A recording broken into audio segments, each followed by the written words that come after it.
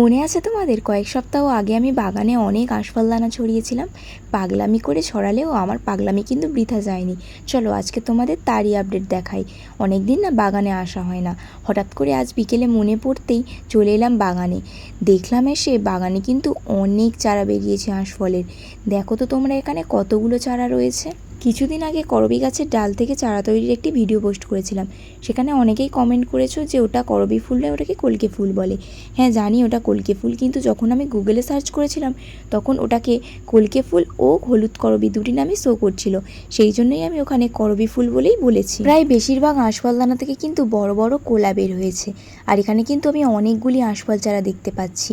আরও কিছু চারা হয়তো কিছুদিনের মধ্যে এখানে বের হবে। এই সাইডের দিকে আমি আরও অনেক দানা ছড়িয়েছিলাম, কিন্তু বাবা সেগুলো গাছ লাগানোর জন্য পরিষ্কার করে দিয়েছিল। চলো বাগানটা আমি আরও একটু ঘুরে ঘুরে দেখি। এরকমই আপডেট জানতে চাইলে আমার চ্যানেলটা সাবস্ক্রাইব করো। আজকের মতো চলি, বাই।